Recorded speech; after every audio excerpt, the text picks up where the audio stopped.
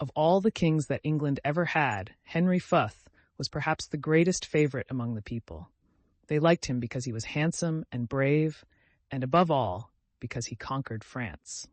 In his youth, Prince Hal, as the people called him, had a number of merry companions who sometimes got themselves into trouble by their pranks. Once one of them was arrested and brought before the Chief Justice of the kingdom. Prince Hal was not pleased because sentence was given against his companion, and he drew his sword, threatening the judge. Upon this, the judge bravely ordered the prince to be arrested and put into prison.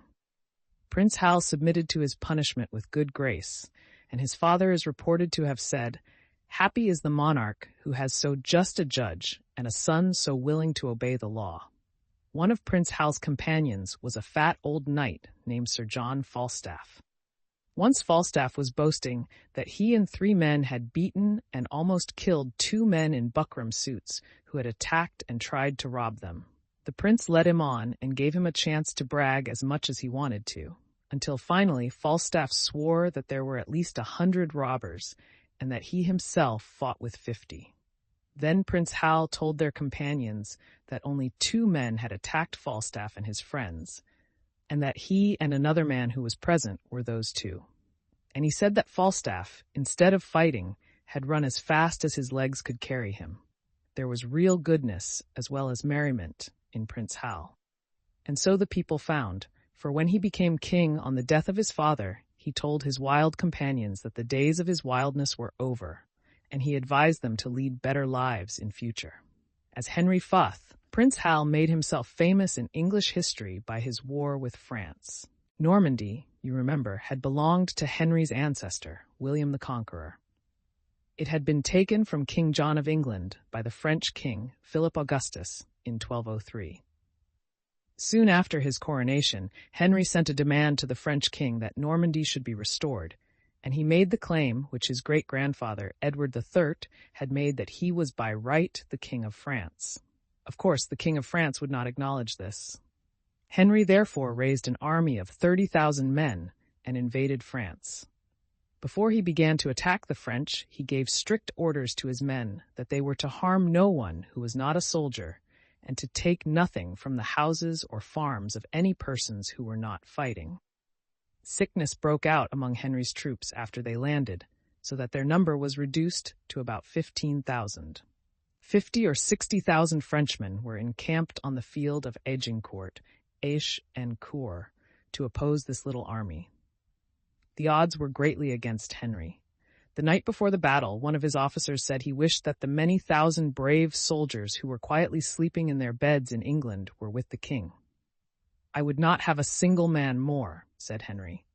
"If God give us victory, it will be plain we owe it to his grace. If not, the fewer we are, the less loss for England."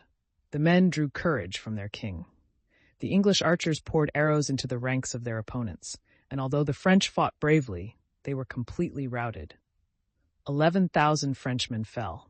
Among the slain were more than 100 of the nobles of the land. Agincourt was not the last of Henry's victories. He brought a second army of 40,000 men over to France. Town after town was captured, and at last Henry and his victorious troops laid siege to Rouen, which was then the largest and richest city in France. The fortifications were so strong that Henry could not storm them, so he determined to take the place by starving the garrison. He said, "War has 3 handmaidens, fire, blood, and famine. I have chosen the meekest of the 3. He had trenches dug round the town and placed soldiers in them to prevent citizens from going out of the city for supplies and to prevent the country people from taking provisions in. A great number of the country people had left their homes when they heard that the English army was marching towards Rouen and had taken refuge within the city walls. After the siege had gone on for 6 months, there was so little food left in the place that the commander of the garrison ordered these poor people to go back to their homes. 12,000 were put outside the gates, but Henry would not allow them to pass through his lines, so they starved to death between the walls of the French and the trenches of the English. As winter came on, the suffering of the citizens was terrible. At last they determined to set fire to the city, open their gates, and make a last desperate attack on the English.